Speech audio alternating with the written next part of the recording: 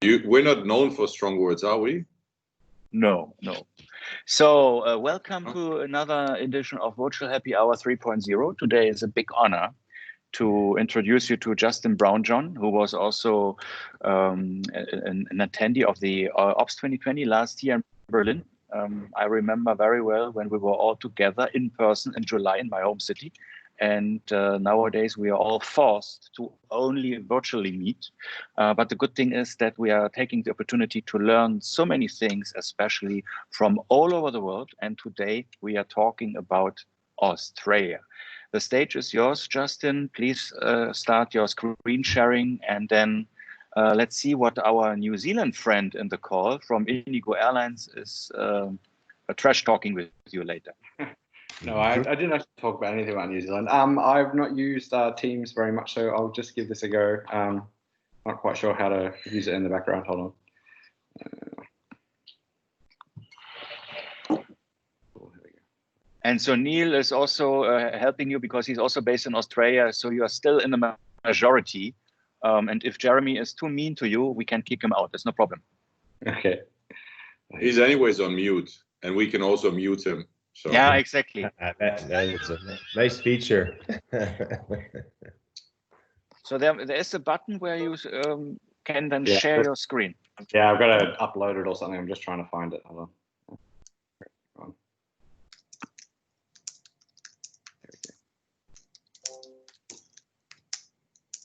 That's the first the first check of today. Are Australians digital natives, or do they not manage computer systems? But I'm seeing already something, so I think that's 1-0 for Australia. So I can do this on Zoom, but I haven't. I've usually been on the receiving end of Teams meetings with sharing screens. We are seeing now everything. We can see it. Perfect. Cool. Yeah. So welcome to Australia. I guess I specifically chose this front page. Just it's essentially slang, Australian slang. Jeremy probably would know majority of them, though he'll just pronounce them with a different strange accent. So I mean, is there any other than like we were talking about should be apples before? Was there anything else that kind of jumped out? Was a bit strange? Banana vendor.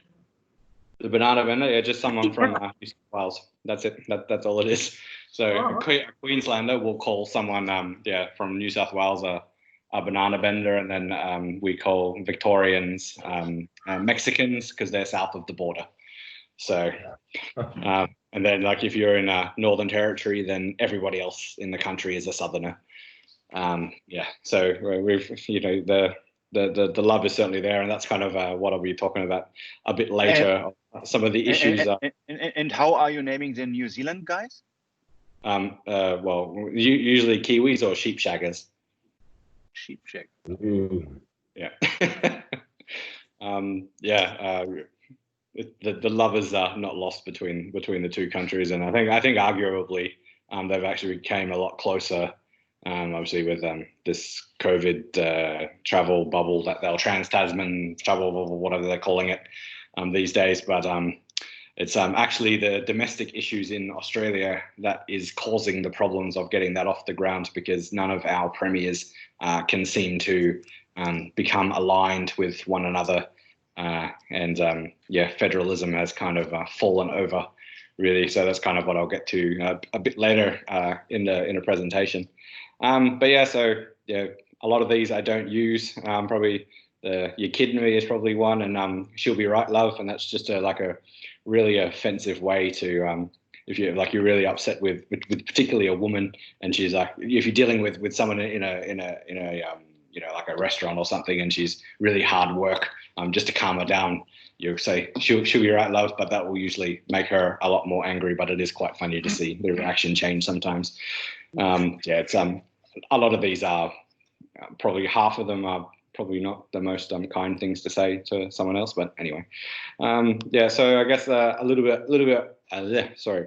bit about me.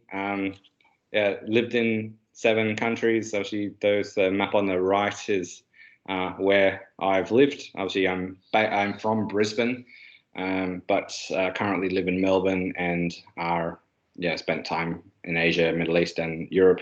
Started my career in Europe actually, and then yeah, on the other side is my pollution, I guess, of the amount of travel that I've done. That's probably about 10 years worth of travel, I guess, since and I've been more than that. When I first left Australia in 2004, it's pretty much all of my my flights. So obviously, clearly, still have a lot more to go in Africa and South America. So I know nobody in South America. So hopefully, one time I'll join the what do you call it, the Americas version of this one day if we can get the schedules right, just to meet a few people. Who I've worked for, so started out with EasyJet and obviously currently now working for Virgin Australia or Tiger Air. So I have actually worked for what it used to be Tiger Airways back in 2011 or so. That's actually how I probably started the main part of my career. I was in the OCC there. Literally, it was working in a portable, what do you call them? Like, you know, one of those portable cabins that you see around construction sites. There was 3 or 4 of them bolted together, and that's how the whole airline was operated. There were holes in the floor. The whole building was pretty much a workplace health and safety hazard. But yeah, obviously then, so with Tiger Airways, I moved to Singapore with them, which is then, went into the commercial side of the operation and did the rebrand to now Tiger Air. So when I was in Singapore, that was when they still had the most of the businesses. So there's Tiger Air Australia, but they had Tiger Air Mandala in Indonesia, as well as what was it called, Tiger Air Philippines, or Sea Air in the Philippines. And I was part of the team who helped set up Tiger Air Taiwan. And actually, Tiger Air Taiwan is probably, although that's only a brand license now, they're probably one of the most successful of the Tiger brands. Obviously, it's only us and Australia and Taiwan that's left now. Depending on what happens in the next 4 days with Deloitte and the saga with Virgin Australia, there might be Tiger Air Australia is probably going to be put to bed. So we'll probably be the first, or hopefully the only major failure of business in Australia. Obviously, Virgin Australia is just preserving cash flow at the moment. So they're kind of saying that, or at least some of the the buyers. So Cyrus Group, so that's one with Richard Branson, who's driving it. They've been kind of saying in the press the last few days that Tiger Air is probably going to get shut down. So it's not a nice time in this market at the moment. But yeah, that's we'll just see how that goes in the next couple of days. And it's great that you have worked with so many airlines. Maybe you can also give us some insights, because we have a lot of digital natives now here as audience. Which of these airlines you would see was the most advanced in terms of using digital technology, also in the operations control environment, and not just for passengers, in order to manage their fleets and their crews? Yeah, that'll be Qatar Airways. They just have unlimited pockets there to just throw money at it. They spent a small fortune on their operations control system, so they designed theirs in-house. They were an AIMS user since their inception, but when I joined, I was there in 2016, so they had just cut over to their, they call it the Total Operating System, TOPS. So they designed that. Honestly, it was very similarly aligned to AIMS, but it was a web-based application. Everything was integrated with the rest of the business. You could communicate with the aircraft from within that tool without having to go outside to a different system. All of the connecting passengers information was from within there. So the system would show you alerts for when passenger misconnects were occurring. So that's one thing they did really well. Even on the passenger side, it's probably one of the most advanced airline apps that I've seen. or have used, just with the way they would communicate to passengers. You would check in a bag, for example, and then you would get a notification on your phone with the same bag tag number, so there was no need for baggage receipts anymore. There was a functionality within the app to trace where that bag was. You would get another notification when the bag was loaded onto the aircraft, and another one when it was offloaded from the aircraft. So it's pretty cool tool, and they've got a massive IT team. Like, they take up one of the big towers of that Qatar Airways has in Doha. So as much as they're probably one of the hardest airlines to work for, they really do spend money on the digital space, with the way particularly with the way they communicate with passengers. However, they have not done the best job during this COVID time, from what I've been reading in social media. Just that they still seem to be using legacy systems when it comes to disruption.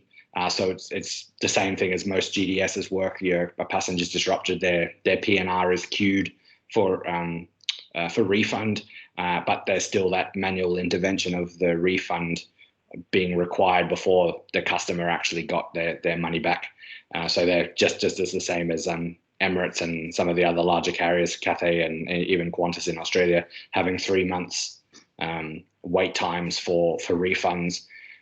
So I think actually, from what some of the carriers have been saying, or at least this part of the world, they are trying to, or they're going to be trying to develop new tools of how this can be increased, because a refund is still such a highly manual process for a lot of cases, particularly when segments have been flown and tickets are only half used. That's usually what causes the backlog. If it's a wholly unused ticket, it's a lot easier. I mean, Tiger Air, and most of the low-cost carriers, they have a simplified system. They're not a ticketed carrier. I mean, I think Indigo is probably, I believe, is also ticketless. So Jeremy might be able to talk about the same kind of situation where refunds are a little bit easier. But yeah, so I think interestingly, you worked for, let's say, kind of legacy or complex operations like Virgin Australia and Qatar Airways, but you also worked for low-cost airlines. Do you see there a big difference in the usage of technology?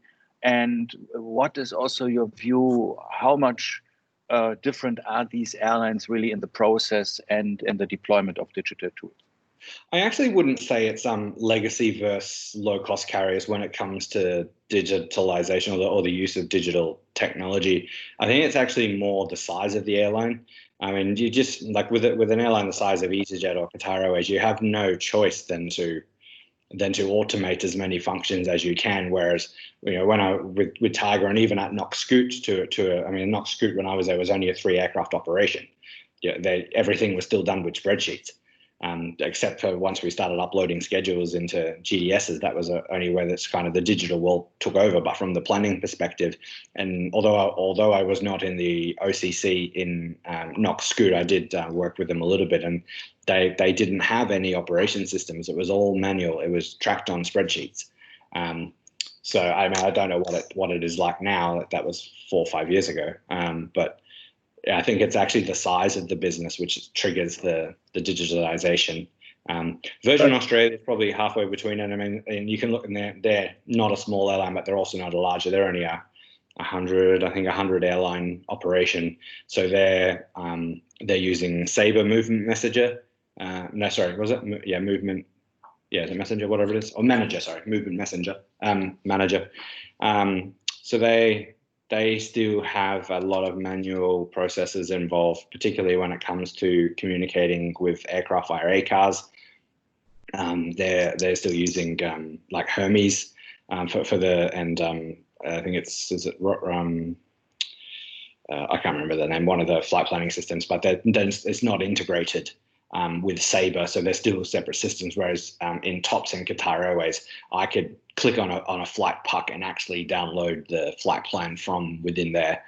Whereas in Tiger and in Virgin, it's they're 2 separate teams and they're working in 2 completely different systems. But Justin, it's interesting you mentioned that and it's puzzling me, because when I look at the list of airlines that you worked at, I would have assumed that the ones that were late to the party and that had the opportunity to have a blank sheet of paper would have thought of these things. So I'm just wondering whether it's a matter of having the deep pockets to invest and play with technology as much as you like, or whether it's also a bit of a mindset. I think it's definitely both. I mean, cost is always going to come into it. I mean, Knox Scoot was kind of a rush job, so they were utilizing a lot of scoots in Singapore's systems. So I guess there were a lot of tools that we just kind of piggybacked off, I guess. But at the end of the day, they were still controlled by Scoot, or even in some cases controlled by Singapore Airlines. So there was a lot of communication. It was not in some cases it was just easier to not use the system because we had to jump through so many hoops and able to use it, which was purely a cost issue. As you said, Marco, like it's just money, and that was the same in Tiger Airways and even Tiger Air now. It was always cost of why we wouldn't upgrade systems when we had manual processes in place which were not ideal, but they did the job. And that's when then your mindset comes into it, and particularly when the C-suite or the senior managers, the SLTs, are just saying, well, you're getting the aircraft off the ground. Yeah, there's probably better ways we can do it, but it's getting off the ground. So why do we need to spend all of this money, something that you're doing anyway? Now, as that fleet grew, those problems were just going to become exacerbated. But yeah, obviously, all the growth has stopped now. So I think a lot of these projects for any airlines that were considering this, I think a lot of them are going to be parked for a while, because this is, unfortunately, a digitization of something that has been done a certain way for the last X number of years, is a discretionary spend now for airlines, particularly when their schedules are so much lighter. So there's not going to be this need to focus on something like with IBS. What's the tool called, Danielle? The iFlight. Yeah, but iFlight. But what's the situational awareness tool? So some of these as may not be quite relevant at the moment, only because schedules have been gutted, so people can actually spend the time and just look at these flights and essentially go back to manual and just save this money for something else. But I think as we've already seen, or actually I should have put it in the slide, but I didn't. Virgin Australia has just announced today they're increasing some more of their schedule now, but it's at a very slow rate, and Qantas is doing the same thing. But it would be interesting to see how those teams are managing it, because a lot of people who are working in an OCC environment, schedules are regular, and people get used to, this flight going to this destination is going to be coming from this other port. You get used to a schedule, but now the whole schedule's been thrown out the window. So people are actually having to relearn the schedule, because what they're so used to happening is not now, and they actually do need to check, preceding flights and following flights to see how the pairings are going to be working. And so I think that's when you're having to start essentially this kind of thing, again, it's really quite difficult to integrate digitization at the same time. And I think I've had a couple of conversations with a few ex-revenue management people, just in different businesses that I've worked for, and they're not using the models at all now. They can't use them. So for the likes of Pros and RMS, I actually don't know what or how they're supporting airlines at the moment, because a lot of these carriers are having to just start again from zero.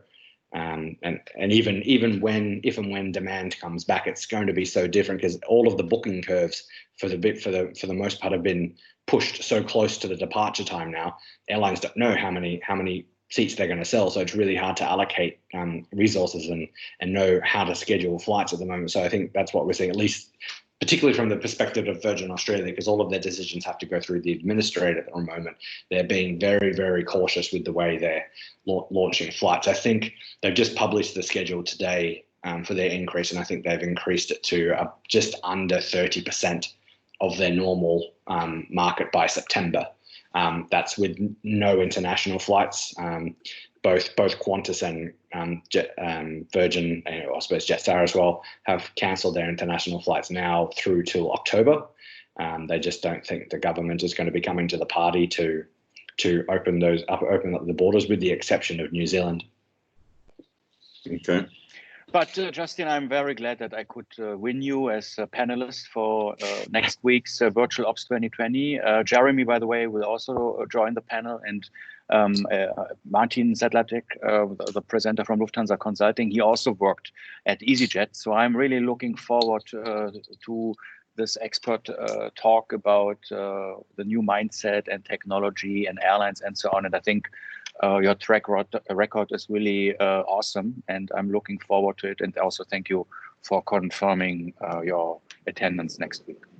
No problem. Yeah, happy to join. It's time for a commercial break. Okay. So please bear with us. Have you ever contemplated using a new and digital reservation system for your operation in the airline? Have you ever contemplated having a system that doesn't bog you down when it comes to time of refunding? Have you ever contemplated having an NDC out-of-the-box ready PSS that connects you with the world? If so, now is the time to place your orders. I can sign contracts immediately. The reason why many airlines are still stuck with refund processing today is because they're relying on the ATPCO structures, which give you absolutely zero flexibility. And when exceptions come, you don't have the capability to use a rule engine that says, if my flight has been grounded, or if my flight has been canceled because of this and that event, be it weather or be it political or be it commercial reasons, then waive all underlying refund conditions, no matter whether it's a partially flown ticket or not. iFlyRes supports all of this. And with that, back to you, Justin. Awesome. That's why I love Marco, because he is always developing things. That's awesome. So I'm looking forward to the Brazil presentation later on, because he promised me to do it in Portuguese then. You must be talking about a different Marco then, but let me try to use Google between now and then. Cool. And by the way, sorry, there's also a good reason why airlines are pretending that they can't refund quicker, and that's because they're just so shit scared of the cash outflow. Oh, totally. Yeah. I think some carriers are just dragging their heels a little bit there. Virgin actually had the best excuse, because the administrators just said no. There's just to be no refunds. Everything is on hold. So for weeks, the guest service center or guest contact center was just working 24 hours a day, processing thousands upon thousands of cancellations. And now the administrators came in and said, no, stop, this money is now ours and it can't leave until we said so. So they went back to just a credit shell application only, like offering only. But even then, these are conditional, and they're only supposed to be apparently only able to be used until the administration is finished. So unless these passengers want to fly in the next 6 weeks, that's the only chance they can use. But I think part of the ongoing negotiation is that the new buyers take on essentially this piece of debt and honor these credit shells, which kind of makes sense, because it's a customer base there ready to be used, and they've got a bit of a base load factor. They can now get bums on seats, even if there's not bringing in any money. Which still gives you a headache, though, once you start processing that, because Sabre is, well, good luck. By the way, my colleague from New Zealand, who isn't able to join right now, I asked him to join. He said, no, I have to pick up the boys. He just sent me this. I'm going to share that with you guys in the chat window. And he sends, I must say, he's a sarcastic person, has a lot of humor, and B, he also sends his love. So if you open up the chat window, you'll see what he sent just now. Love it. It's probably not untrue, to be fair. It was ridiculous. Jeremy, I don't know what your view is, whether that's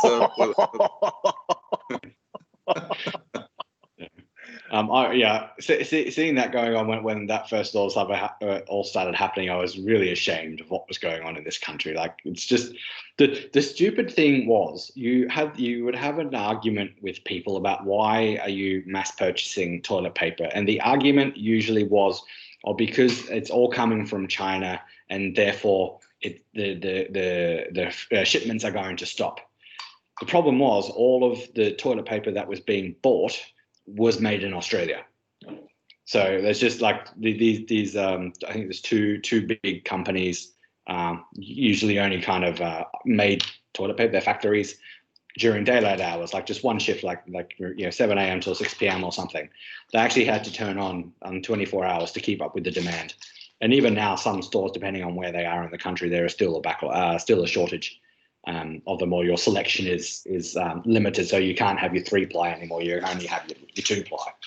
Justin, talking about toilet paper, I once read the book, The Cultural Code, and it was also speaking about the different countries using toilet paper. In this book, it was said that, for example, and Jim, you can then correct if this is not the case, that Americans, they would form a small ball, or like a ball with the toilet paper and doing the thing. Whereas, for example, us Germans, we are folding it, and then you have several layers, and then you are doing the thing. So what is the deployment in Australia? I can speak to a party of one in the States, and it's more of the German approach than the rolling approach. So that's all I can comment on. Good. And Justin, in Australia, how do you do it? I mean, me personally, I have a bidet, so I don't have any of these problems. But yeah, I think it's usually scrunch it up into grab a fistful and off you go.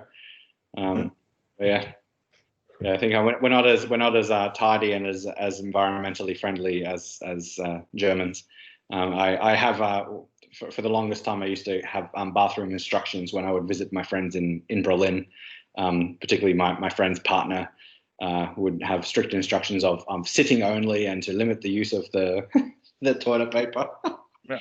But Jeremy, as a New Zealand guy, are you like the Australians with the toilet paper, or is there a difference? Yeah, there's a couple of differences between Kiwis and Australians. No, funnily enough, that used to be a conversation in the bar, but it was mainly around ladies, as were you a scruncher or a folder. But for most of the blokes, I think we're like the Germans. Good. No, I like that made in Germany is now more spreading. Of course, the toilet paper is not made in Germany, but the deployment of toilet paper made in Germany is now making the global approach. It's very nice to hear that. Well, in this part of Germany, we ran out of German toilet paper. So for a time, we had Polish or Spanish toilet paper. So there was a lot of pilfering and looting of toilet paper. It felt at least like a Germany as well. So I suppose we're also full of crap. But even in India, there was shortages of toilet paper, and most people don't use it. Well, maybe it's like stock trading stocks. Well, there are actually a few cases in Australia, people buying hundreds and hundreds of rolls, and then they were going to try to return it. But yeah, the stores just more or less said no, that's not non-returnable. So they've literally got a lifetime worth of toilet paper now. But there were some big problems with it. Like I think there were a few cases in the western suburbs of Sydney, which is not really known to be the most safest place in this country, of knives being pulled on shoppers in supermarkets. I think there was one case of someone getting maced with pepper spray to stop hoarding the toilet paper. It was not good for a while, and it was just funny that it was just toilet paper, because it was toilet paper for a while, and then social media started taking over, and everyone started baking. So there was this, I don't know whether you have it in Europe and other places, but everyone here is making sourdough at the moment. So they're making their own starter to make this sourdough bread. So flour became the next thing that was missing from shelves. And then it was sugar, because everyone was baking. So those three items were the ones that were attacked the most, I guess. That and hand sanitizer. But even hand sanitizer now you can get anywhere. Like there's absolutely no problem at all now. So I bought my supplies when I was in Thailand before I came back. So I've got about 2 liters of the stuff sitting in my cupboard, which I probably will never get through in my lifetime now. But yeah. Yeah, I still have a few rolls sitting in the freezer just to keep them fresh. Anyway, so let's look at. So we've got slides here. So this is coming in the ABC, the national broadcaster, every day. What we're actually having problems with at the moment, obviously, in terms of the curve, obviously we're doing quite well.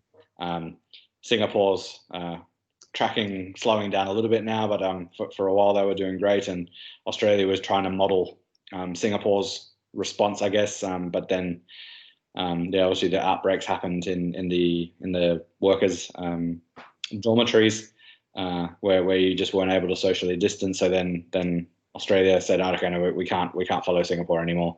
So they said, "Now we're just like New Zealand." So that was how they were marketing it. But the problem we're having at the moment is the federal government is saying one thing, and then we have some of the state governments saying up to 8 different things with the eight different state governments. So it's saying here, like, federal government saying that we were only trying to suppress the spread of COVID, and then once that's stopped, then everything's going to reopen again. Although all the state governments are saying, particularly in the case of Western Australia and Queensland, that they're not going to open their internal borders until there's like 4 weeks of 0 cases.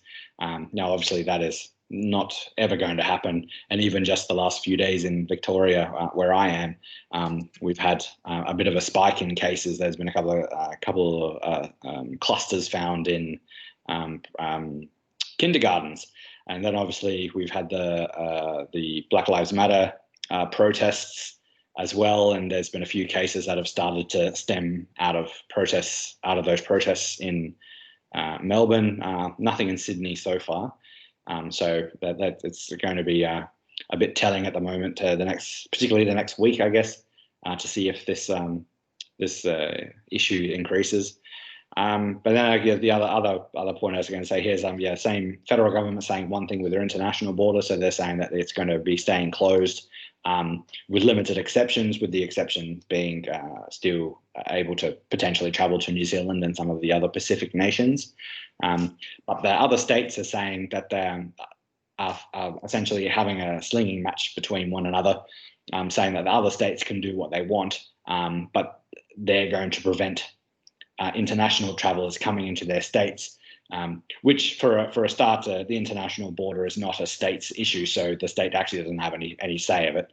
But they're starting to rustle up some support from the electorate, because there's a few state elections coming up this year. So we've essentially gone completely right wing now for a lot of these states, and that they're even other Australian citizens are being treated as foreigners. Like, for example, I can't go to Western Australia at the moment.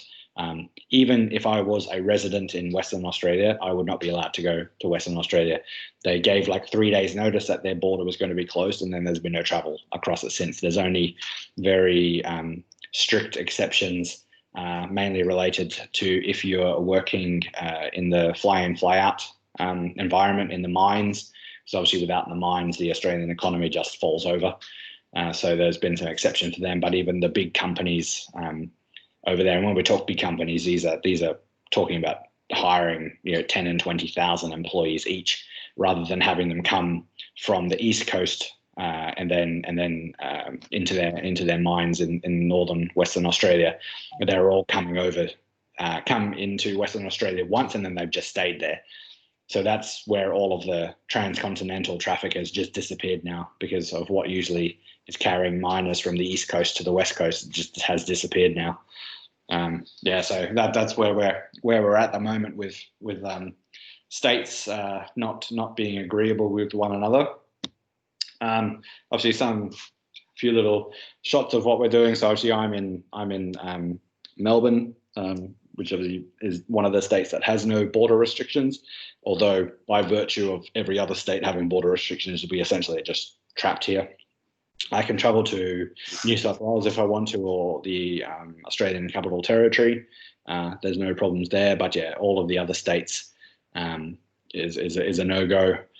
There's now talks of the 4 bigger states, so Queensland, Northern Territory, South Australia and Western Australia, are going to have their own little domestic travel bubble. So if you're in those states, then you can go to any of the other states, no problem. But if you're from the southern states of Victoria, New South Wales or ACT, apparently we're dirty down here because we've still got few community transmissions going on, so we're not welcome in those other states.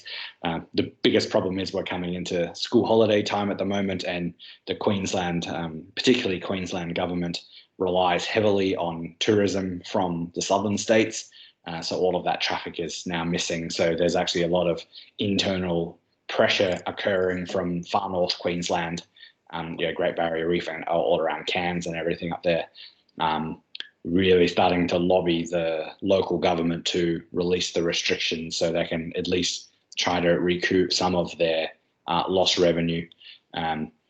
So it got all the border restrictions started. So they're just before Easter. So obviously they missed out on all of the Easter traffic that usually would have came around those school holidays. And then we're coming up to the winter school holidays as well. So they're starting week after next. So it's going to be interesting the next couple of weeks. So Justin, do you recognize my background? Is that Daintree Rainforest? And more specifically, what is this? I've actually never been to. Where is it? So this is up in Cairns. This is the AJ Hackett bungee jump. Oh, okay. Yeah, I've heard of that. I've actually never been to Cairns, so I've not visited myself. Okay. Well, when the travel restrictions so a lot because of what you just mentioned, the restrictions in travel up to so Cairns up here in Queensland, a lot less people jumping these days. Yeah, there's a lot less people doing anything these days. There's actually all of the like diving and fishing, all of these people have got these boats that need to be paid for. It's just like nothing is happening up there. It's really sad to see some of these people, these companies that have been operating for years and years and years, just servicing the tourism community, have just been pushed up against the wall, and a lot of them don't know whether they're going to come back from it now. But yeah, so we've got a few little pictures here. So it's probably the only time you'll see actually roadblocks put across state borders in this country. They put it in place overnight, particularly Queensland, New South Wales. So around the bottom southeast corner of Queensland and northern New South Wales, it's quite a conurbation of people, probably around 5 to 6 million people from the Sunshine Coast, I guess, all the way down to the Tweed Coast. And a lot of people live in Queensland and work in New South Wales and vice versa, who weren't able to travel initially because it was a hard border restriction. And then the government saw that there was just kilometres and kilometres and kilometres of traffic up and down the Pacific motorway. So they had to put some exemptions in place that if you were obviously resident in Queensland, you could come back to Queensland, but more if you were living in New South Wales, that you could prove you were working in Queensland, then you were able to cross the border. But yeah, the sooner these go away, the better, I hope. And then I think right now that probably the most funny thing that's happened at the moment is just the state premiers are in war of the words at the moment. So I'm not gonna. You can feel free to read these, but there's just some select quotes. The main battle is between Western Australia and New South Wales, and between Queensland and New South Wales. No, none of these premiers are really anything to write home about, but in Queensland and in Western Australia, they have elections coming up later this year. So they're really like a dog with a bone on this COVID response at the moment of saying, we kept you safe and there's no more cases in this community and blah, blah, blah. But they're picking and choosing the way they're they're approaching it and surprisingly not talking about all of the businesses that have had to shut down and employment that has been lost because of these domestic border restrictions, and particularly between Western Australia and New South Wales, it's gotten really personal.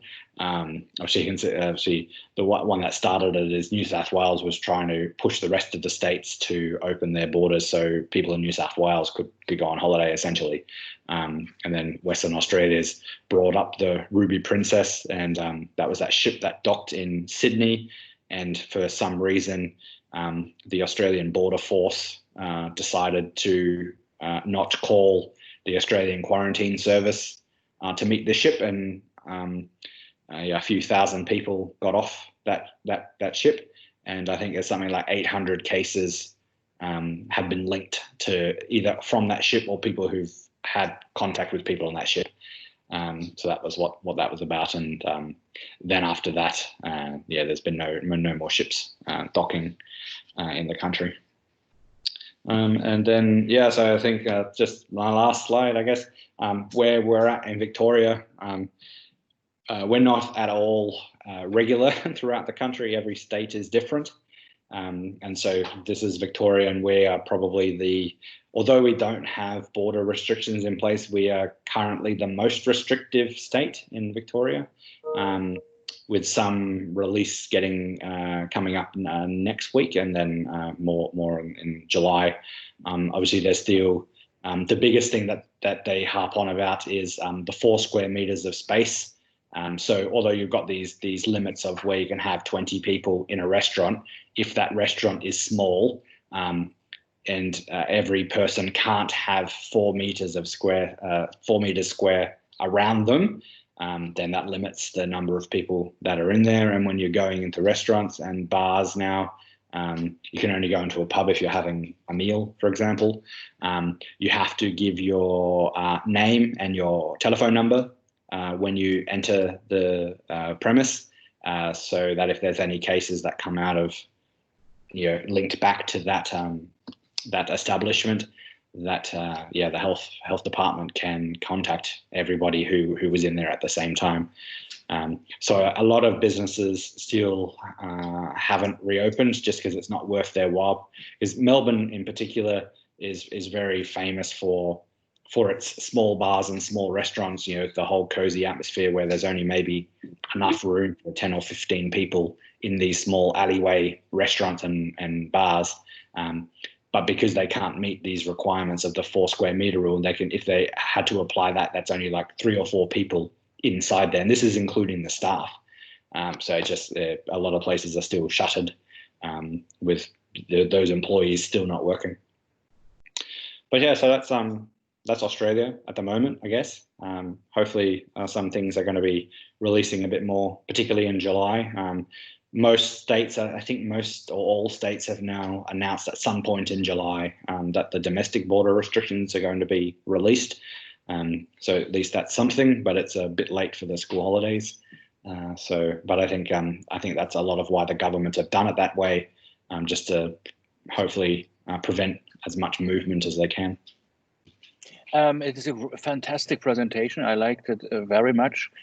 I was surprised that you were not mentioning rugby, for example, as an important sport for the country. Okay, and also not any food, which is maybe very traditional, also for Australia to eat.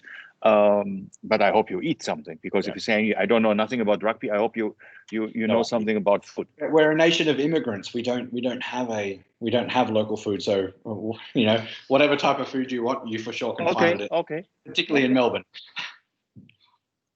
Yeah, unfortunately, Australia is the only continent which is missing on my map. I've never been to Australia. I was almost about to be there, but then my travel department forgot to request a visa. And then when I wanted to board the aircraft in Munich, they said, "Where's your Australian visa?" I said, "I have no visa."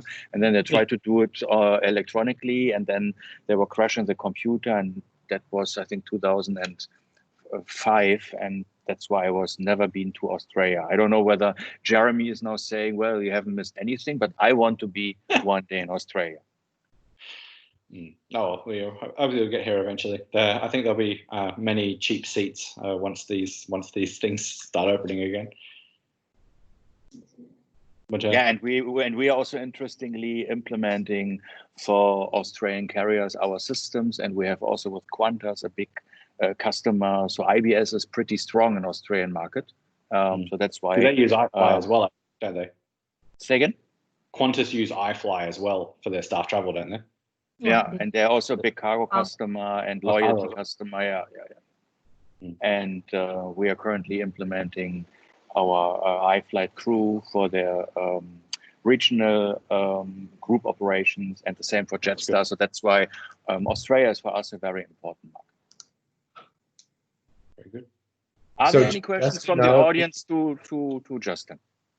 Justin, all of the wildfires that we heard about months ago, those finally subsided.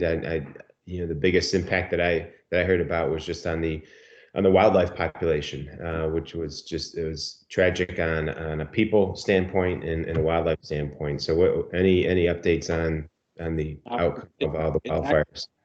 It's actually been really, really sad for them. And there's one thing I'm a little bit upset, and a lot of other people are starting to get upset about, is because when COVID started kicking off, everyone just forgot about the people who were impacted by the fires. Like seriously, you could actually you'd be looking at something published in like January would be the last time you would read anything in the newspapers about the bushfires. It's really sad. I mean, these people are still hurting.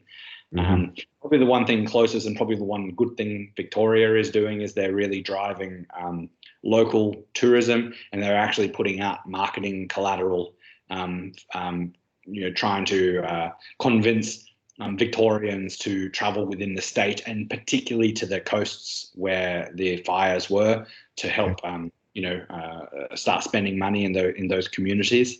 So that's probably one thing they're doing. But in terms of support, I mean, I think there's still like government programs that I guess are running in the background, but the government is too focused on COVID at the moment, and it's really upsetting for all of these people that still have nothing, and it's still going through insurance and everything, and government was providing like bridging loans and stuff until the insurance would come through, but these people are still having to start again from nothing. And I mean, I can't remember exactly how many people were killed, but it was hundreds of people as well. And obviously, you mentioned the animals, the destruction to the wildlife is always quite confronting. And it's only when you see those kind of figures that you actually realize how much wildlife there is in this country. Like, to see those figures, I think it was like 500 million animals perished. I was like, where? I can go into a forest and I have to hunt so hard to even see a koala, but lose all of these animals somewhere else. So. All right. Well, wish you recovery on all fronts there, on the nature and the COVID. Well, the nature is actually coming back good. So that they've fire is actually quite good in nature. Like it clears everything up, but it needs to be controlled. So it's probably the one I guess maybe good thing that's come out of it. It's really pushed the Greens federal party kind of back in their box a little bit, because they actually prevented a lot of or like got in the way of a lot of these backburning operations that would usually happen the lead up to a fire season. So they've kind of been taken out of that equation now. So hopefully, the next few years are going to be just relatively safe anyway, just by virtue of it already happening. Right. But hopefully they now better understand that they need to control the amount of fuel that becomes available, and then that's there's been a few government inquests about this, and it was they keep coming back to the fact that this fuel was not removed, i.e. burned, in enough time, because it's been something like 20 years or something, or 15 years since the since the last fire that had come through, and nothing had been done since. So let's see. All right, good. Any other last question to Justin from the audience? So what do you make of us Europeans reducing Australians to eating Marmite and listening to Men at Work? Well, we don't eat Marmite, we eat Vegemite. Sorry, Vegemite, gee. Yeah, well, it's true. I mean, Men at Work's it's a good band, and Vegemite is amazing. I mean, they're not bad things to be known for. Yeah, I mean, I think that the more laughable things is when you have people thinking we ride animals to school or something. But yes, we're all missing education and we all talk funny. But yeah, I think, that's probably the one best thing about Australians, and as I'm certainly party to it, is that we like to make fun of ourselves. I think it's just part of our national being, I guess. Where we like to be the butt of the joke, or certainly partaking in jokes as well. Yeah, I think it's a healthy approach, if you to laugh about others, but to also to be capable to joke about yourself and laugh about yourself. Mm-hmm. It never hurts. At least that's my philosophy. Exactly. Yeah, thank you, Justin. I would say that was an excellent presentation. I'm looking very much forward to our session on 24th June in the context of the Virtual Ops 2020 expert panel discussion. And I think you amazed us. And I'm also hoping that we will welcome you again in all the virtual Happy Hour Asia Pacific rounds, which are coming in the upcoming weeks. Yeah, so thank you so much to everybody. And I think the weekend is almost close ahead. So all of you who are not joining one of the upcoming sessions today with Brazil or tomorrow, I'm wishing everybody a nice weekend. Stay healthy. We call it in Germany. We call it the small weekend, Thursday evening. So Thursday evening for us is a small weekend. So you can start practicing getting drunk. It's okay. Top of the morning to you. Want to have another commercial as closure? No. Let's end on a high note. Commercials are overrated, but it's recorded anyway. So feel free to share that commercial within your company, Justin. But also Jeremy, you can reply that if you want. If you want, I can also tailor a commercial for you guys. And would you do today a special price? Is there maybe an Australia discount today also for Jeremy? There's absolutely, we can absolutely consider a discount. I would be even willing to grant that discount and extend that discount for any signature between now and the end of this week. That of course includes Sunday. Which is another proof that IBS is always decreasing the cost for airlines, because you can save a lot of money now till the end of the week. Just get back to Marco, and I think he would be very happy to help you to transform your business in India. Indeed. So thank you very much, and have a great rest of the day. Bye-bye. Bye-bye. Thanks, everybody. Bye-bye. Bye.